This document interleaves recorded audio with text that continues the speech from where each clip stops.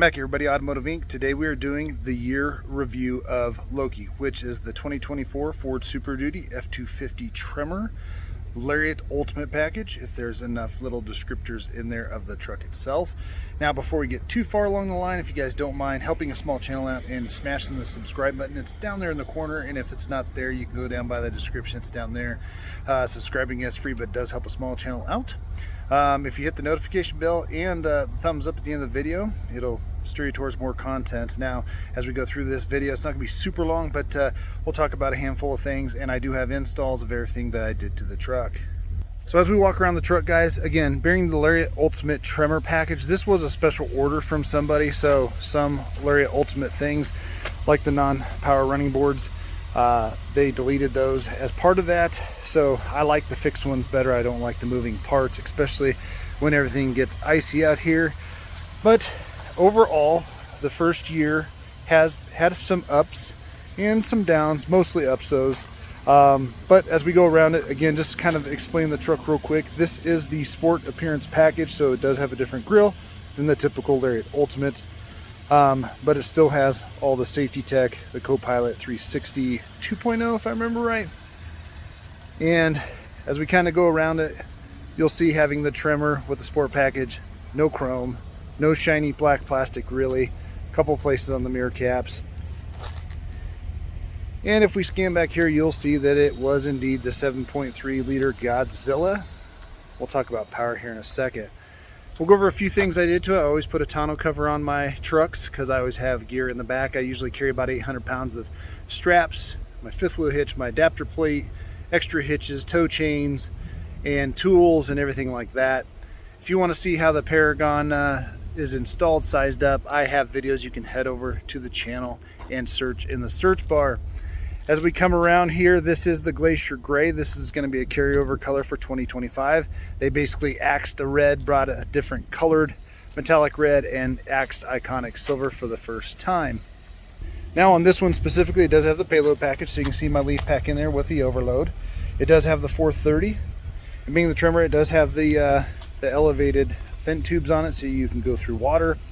And having the payload package, it does bring up the actual towing capacity to the highest you basically can get, and basically makes this an F350 versus an F250. Now overall, I do like the look of this truck. It's grown on me quite a bit. Again, changing that grille out, I wouldn't like it as much. Smaller rims instead of the big old 20-inch rims and so on and so forth, because it has the off-road package on it. I do like all the black. I do like my little keypad, which is disappearing for 2025. That's not going to be a standard option anymore on XLT and above. You're going to have it dealer installed. Paint has held up well. This color is very unique. Some call it gross, some call it ugly. Wife loved it. I end up liking it.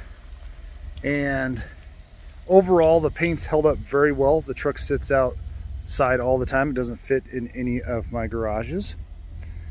And as we come through here, you can see I have my hitch out right now and my chain bags and everything, because I was hauling some materials and some couches and everything. But again, anything you think is not standard on here, like this cargo net, I put this in so when I go shopping I can put my crap in there, I can hold it. I did install the fifth wheel pucks. That's one thing that didn't come with the truck. So if you're interested in doing that to your 2020 and up Super Duty, I have a video for the 22 and earlier, and of course 23 and up. I have that install video also on the channel. Not super easy to do, also not overly complicated. Just takes about 5-6 hours, but anyone can do it. So that has been very nice to have, so that way I can take my hitch in and out and have nothing in there whatsoever. Tailgate step, I'd highly encourage you to look for a truck that has that, even though the new ones do have these bumper steps after 23, and then they has the box steps. Those help immensely. I use those a ton, but having the extra step is nice, especially if you get an F-150. They're still tall enough that step will help.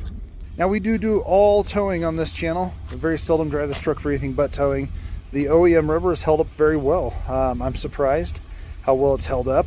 It is a little bit noisy, and it is a softer tire, so I expect them kind of to melt under the pressure of towing, but they've done really well.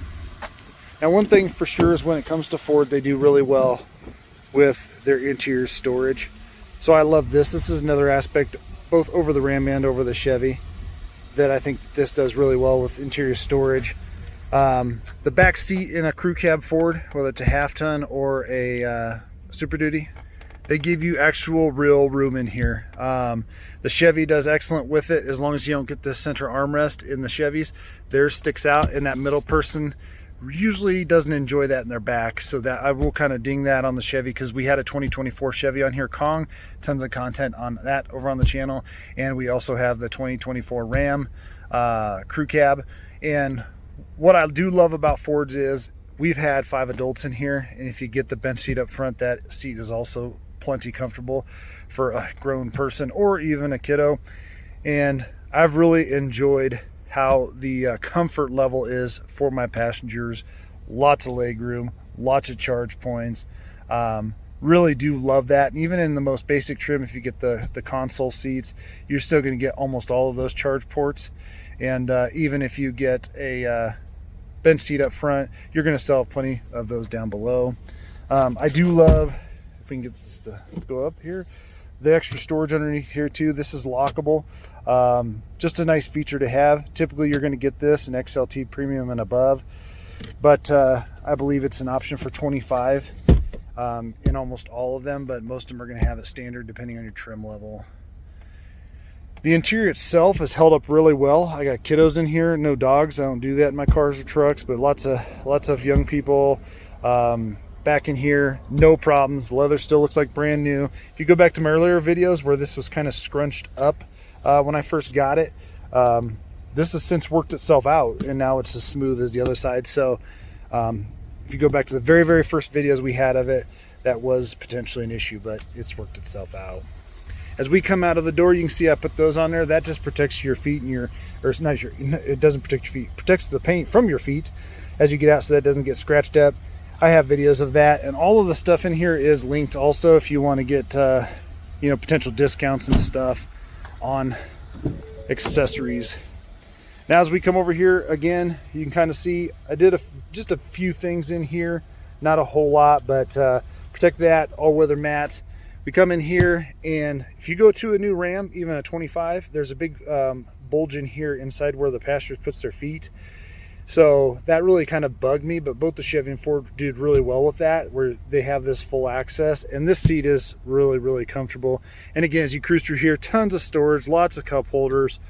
If you don't know this color, this is Baja. Depending on your trim level, they do have Baja and cloth.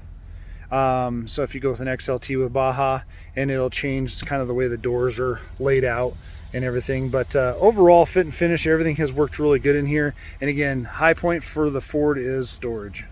Now as we walk around to the driver's side and hop in, I did install some Husky liner fender liners, because they're not going to typically come with this unless they're ordered, and I like these better than the OEM ones, because the OEM ones are made out of fiber versus plastic.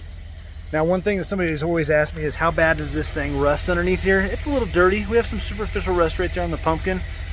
The rest of the frame is holding up very well when it comes to rust. Keeping in mind, this thing does get washed every time it basically gets dirty, every storm. And I think that Chevy or GM does the best with their waxy undercoating. However, I don't like it because it is gooey if you touch it. But nothing out of the ordinary here when it comes to rust or anything like that. Now that we're back in the truck, guys, I'm going to tell you that at the end of the day, this truck was subjected to hail. So being aluminum, it is less likely to get hail damage. Not that it's going to be proof. They did call it a hail resistant truck, but it did go through some hailstorms and no dents. So take that for what it's worth. Is about the size of a small rubber ball. It did well with that. The body itself has held up well, even though being aluminum, it's done really well. And again, the paint is holding up really well, even with multiple, probably 100 washes. Now, once you get in the driver's seat, Ford does have the softest seats. So I can't say that they're the most comfortable for everybody, because some people need firmer seats. Some people need that medium feeling seat. And so Chevy has the hardest, Ram has a little bit less hard, and then Ford has the softest seats. I love their cloth seats. These seats have done really well. They've held up well, even with me getting in and out, you know, no wear as whatsoever on the seat. And again, that has a lot to do with the way you maintain it, which I have some detail videos. If you're interested in seeing how I detail my vehicles, you can go over to the channel and check those out. But again, it's all subject to how you maintain them and care for them. But just getting in and out, they look really, really good still. As we cruise through here, again, you have a little slider here to make 4 cup holders instead of 2. You have your wireless charger down here. They flipped vertical instead of horizontal for that year. Tons of storage, tons of place. You can put 2 large S24s in here, standing upright, so that's nice. You can run power cords down through the holes if they don't have wireless charging. And then the way Ford does it, you get a lot of extra buttons here, so you don't have to run everything through the system on the screen, which I appreciate. Especially if you're using this as a work truck, muddy hands, dirty hands, and stuff, and you're worried about scratching your screen. Although it is Gorilla Glass, it is strong, it shouldn't scratch easily. It is possible. But at the end of the day, I do like the easy buttons. Some people say they're a little small, but I mean, I got big hands, and it's about the size of my fingertip, so I guess they're not banana hands, but I mean, I can function everything here. And then you can use the voice recognition to turn on most of this, or the Amazon Alexa, however you want to do it. When it comes to these switches here, this is extra or redundant radio switches. I pretty much just use the volume knob. Everything else I use touchscreen, and of course the steering wheel. As we come over here, I do like the ease of access that it has for the buttons and getting around and managing stuff, especially some of the safety tech, cruise control, and management. When it comes to that, it's not overcomplicated. And then the texture that some manufacturers are putting on their buttons, like Ram, they really absorb grease, so they kind of look dingy real quick. These are a little bit more harder plastic, so they may look a little bit cheaper, but functionality is really, really good on that. And then as you come over here, everything's super easy. I do love how Ford puts the little cutout down here to give you just a little bit more visibility towards the ground under your mirror, and lots of extra buttons down here to run your extra stuff. But to be honest with you, I set it and forget it on most of these because I don't mess with most of those switches except for the spotlights when we're camping. As you come through here, people always want to ding Ford on their fit and finish. Well, a year later, this doesn't have really any rattles at all, especially most of the stuff that does rattle is crap I have in here. So no rattles whatsoever. I don't have anything falling apart in here, and we've done a lot of off-roading with it, a lot of towing, a lot of bouncy roads. The roads are bad here in Colorado, and so at the end of the day, I am pretty happy with the fit and finish when it comes to that. Now, as it comes to the Sync 4, there have been some glitches with this where it'll just poof and shut off. Some over-the-air updates have corrected a lot of that, but just last week it did it again. It was off the whole drive. Luckily though, I still had radio and stuff. I just had to use all of these functions down here. And most of these icons down here are just set it and forget it. But when it does go out, you can't see the map or anything. It just does nothing. It's either black or just the Ford symbol spinning. So that has been one glitch, but I know they're working on it. Pro Trailer, I haven't used it. I can back a trailer just fine. I drive commercial motor vehicles, so I mean, it's not a big deal.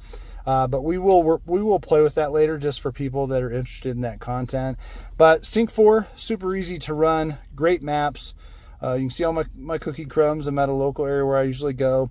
But this is one of the best systems that you can possibly get when it comes to the truck range, as far as I'm concerned.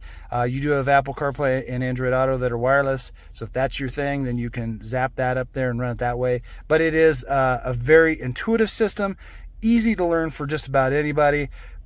Easy, beautiful graphics. And if I had a route plugged in here, there's so many things that the connected nav does that, I mean, it is a really good system when it works, and I would say it works about 90% of the time, so no big deal there. But again, that's something that's under warranty they would fix, but it is a good system to use, and super easy, super intuitive, and it's really, really great. Another thing I really do enjoy is my camera views. When I go in here to camera views, guys, you can see right here, most of the other manufacturers, Chevy, this screen's going to be smaller. It tries to break them into 3. This one, you get the whole enchilada. So it's really nice. 24 did change for 24, where you can keep up these views while you're driving. So I do love that. So you can check out whatever view you dig most. A lot of times when I'm towing, I'll turn on the trailer side view, which I really love, and I can keep that up. And look, it's the whole screen. So you have this huge thing, not some little blip. Ram has a big, huge screen, little blip. Chevy has a big, long 12-inch, little blip. This gives you the whole thing. If you want multi-views, you can put in multi-views down here and set that up. As it comes to resolution, it's good enough. It's more than a value, especially because it's the whole thing. The Chevy one's so small that it might have better resolution, but you're trying to see more. And this is a really good camera setup when it comes to everything. And then depending on your packaging, this being the Tremor, you can click this and have all your camera views. But being a Tremor, you'll have a few more little things that pop up when it comes to your cameras. But very good camera. I do enjoy that. And again, extra hard buttons here, which if you check out the 25 RAM video I'll be posting tomorrow, they took a lot of these buttons away if you get the big screen and put them in there as a soft button in the computer screen. So if that screen goes out, you aren't going to be able to use your exhaust brake or whatever, all of the features that are taken away and put down there, like your park assist and sense and stuff. Now, being the Lariat Ultimate package, this does have the heads-up display, and this has been one of my favorite features of this truck. I could live in a work truck and I could live with that, but after having this, it's nice because this heads-up display gives you tons of information. You can kind of see it off there in the distance, guys. And really, if we go through our drive modes and we go to our towing mode, it does bring up a completely different heads-up display, and it's really, really good. It gives you your tachometer, it gives you everything up there. And if I can get it to stay in that mode here, I'm flipping too fast as past it, but you can kind of see how it switches out. I really like that. And then it also bounces down here where you can configure your gauges. And when you go to your off-road mode or your, let's go see if we can get it to come up in off-road, you can see that it gives you even more information, pitch and roll and everything like that. It is really, really cool. So if you're going to get this package, that's something that you're going to get really nice. And then again, it changes the gauges down here, which I really enjoy. And then seeing your camera views, it brings up the tire treads to show you can see where your travel is going to be, both on the 360 camera and everything like that. So very, very cool features. Heads up is one of my favorite things. It even shows you if you're in four-wheel drive and where the wheels are turning and everything like that. When you come down here to your gauges, guys, these are the gauges. This is going to be one of my dings. I think they could be a lot more sophisticated looking. However, you can turn on the live numbers there instead of just using that arch, but you can make them simpler and take that away. I'm not sure why you'd want to do that, because you want that information in front of you. I like the numbers, but if you want more, there are so many other screens in the middle here that you can set up and do that. And again, it's just like the Sync 4. It's super easy, super intuitive to set up, and once you save it to your memory features if you have it, or if you just set it up in your trim level that you don't, as long as nobody turns it off, it stays, and it's very, very good. Features in here are just so simple and easy to use. They're not overly sophisticated, but it is classy enough that it still feels like it's a luxury car, even though it's a big, huge pickup. So we're going to go to the last little bit here where we talk about you know, the problems I've had with it. Well, I bought the truck technically back in December the year before last, and it had a lot of electrical problems going on with the battery and everything like that. It wouldn't keep it charged. Well, if you don't know, in these, as you go up in trim level, to save the battery, it will start shutting down features, whether it be dome lights, passive entry, or anything like that. It spent about 35 days in the shop over the first part of the year, just trying to get fixed. Then once it took delivery, it continued to do it. It went back in there, so it's been in the shop quite a bit for that. And basically the dealer can't figure it out. They basically changed the body control module, changed a couple of things, changed the battery twice, and it still has a parasitic draw that they seem to can't figure out. I've looked everywhere on my truck trying to figure it out, other than sitting there and testing every fuse to see where it's coming from. I figured that at some point we're going to trade the truck anyway, keep moving forward with the channel. So I left it to that, and I installed a No-Code Genius 2 under the hood that I just plugged the truck in like a diesel. It's a pain in the rump, but at the end of the day, it keeps the battery basically just above 65-70%. versus if I didn't have it, it'll get down to like 30, 35 if I don't drive it for 4 or 5 days. So it is a pretty steady draw on that. So eventually it becomes somebody else's problem because I'm going to keep my no-co that I put on there. But at the end of the day, I do have an install video on that if you're interested in putting on one of those for your any truck or anything in your car. So that's in there too. Now let's talk about power. So we've done a lot of towing. This truck does really good for what it is. For the towing that I did up to 19,000 pounds, it did great. Fine compared to a diesel. I know people are going to say the diesels will pull more. Of course they should. They have a lot more power, more torque, and they have a turbo, and there's a whole different caveat to that. But a lot of people don't need 15,000 or even 12,000 pounds of towing. So at the end of the day, this truck did superb. So did the 24 Chevy, and I'm very pleased with it. Having just a little bit extra power over the Chevy, this thing in the areas where the Chevy had a little bit less power and needed a lot more effort or was kind of maxed out, this truck just right down the road and did it. So I'm gonna say that was really, really good. Now, having a gas versus a diesel, you're going to say, oh, but the fuel economy sucks and you can't get it in places to fill up your truck when you have your trailer. I've had no problems with that. Of course, I drive truck. I've delivered fuel in a semi for several years, and I get in those same areas with a semi on a trailer, so I don't think anybody will have a problem as long as the awnings above it fit. But make sure you check that before you pull in. That'd be the only caveat. But really, in today's world, unless you're going to a super old gas station, you're going to be able to get a gas truck with a fifth wheel or a trailer in there and get your fuel.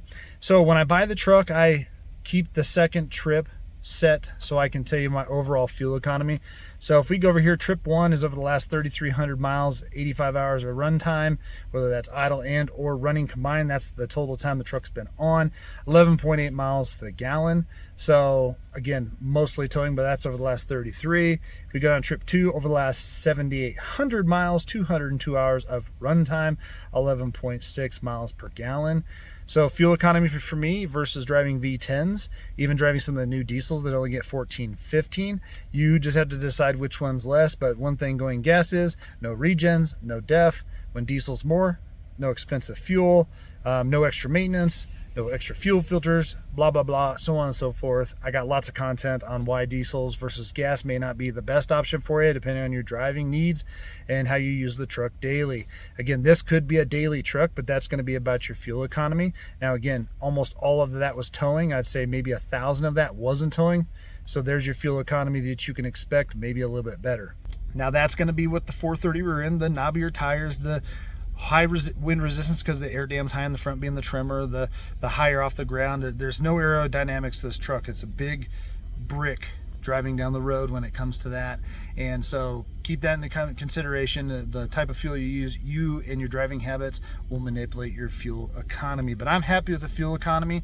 I think it's right on par. It's better. It's about 4 more miles the gallon than I had my 454s growing up, and the V10s I had for my Ram and my Fords. So I'm okay with that because this engine is way more powerful than those other gassers were in the long run. Now, when it comes to the transmission underpinnings, the truck has had no issues with that. There's been a couple little lurches in the transmission at the oddest times for no reason. Not towing, not anything. It'll just, every once in a while, have a brain fart, and it works itself out. So I haven't had any powertrain issues on this, and I know a lot of people are concerned about the 7.3 and the DLAM of the lifters and stuff. I think that issue has begun to work itself out because that was in the earlier versions of this. This engine came out several years before, so it's not. It's in its 4th or 5th year now, so I think it's worked itself way out. I do have a video on the first oil change and oil results on that from Blackstone. Level's a little bit high, but they said it could be normal because it is a new engine. The second one is coming soon on that oil results. So, you know, at the end of the day, I don't have any concerns about that.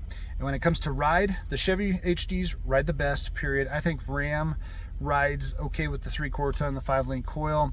As soon as you get to a 1 ton, which this is basically a 1 ton, this truck doesn't let you forget that it is an HD truck. It rides rough. Most of the time though, if the road's not bad, it's a smooth riding pickup, but it is bouncy. You hit a pebble in a Chevy, you probably won't notice it. You hit a pebble in a Ford or Ram, you're gonna feel it. You know, but at the end of the day, I would say that I'm overall happy with this truck, and if I was not moving forward and ahead with the channel, then I would probably keep this truck because I don't see this color a lot. It's a very unique color. I love the interior color. and I love the comfort of the seats. I love the tech. I like the way the truck handles and takes care of business. It's excellent off-road. It's excellent in the snow, and I'm very, very pleased with the truck. I'm not pleased with the problems, but you're going to have those boogers with everything that you buy out there, especially in today's world. I think qualities went down, even though it seems to be getting fancier, nicer things in trucks. I think that quality's going down. Safety tech in here is really good. For $25, you can get Blue Cruise and stuff in these. That's a subscription-based semi-autonomous driving. Not really something I'm interested in, but if it was in the truck that I was buying at the time, I would definitely play with it, but I wouldn't use it all the time. But all in all, it's good at towing. It's a good looking pickup. It rides really nice. It does really well. It's tons of power. This is not fast. Not with a 430. It's not going to be fast at all, but it's been a very, very good truck. And yeah, I would highly recommend this. Right now, like I said in my last video when I ranked the 24 HD trucks and said that this kind of ties with Chevy, I think that if you're going gas, you have to look GM or Ford. I don't think the 6.4 Hemi has it. And if you're going diesel, then you just kind of decide which crew cab fits your family needs, your towing needs, and everything. And then when it comes to your towing needs, I would highly encourage you to look at today's gas engines and the diesels, and just take my word for it. When you own a diesel, you're going to be doing a lot more expensive maintenance, and now with the EPA restrictions, you're going to potentially have a lot more downtime with those vehicles versus the gassers. And if you're not towing all the time, you got to look gas trucks. So, as always, guys, I appreciate you guys being here. For those of you who always come back and check out my videos, God bless you. For those of you new to the channel, I hope that you will subscribe so you can always come back and check out my content. I have a ton of great content coming up. I do these videos for everybody. I don't make money on them. And I just appreciate being part of the process and handing out the information as I can go. So as always, guys, I'll catch you on the next one.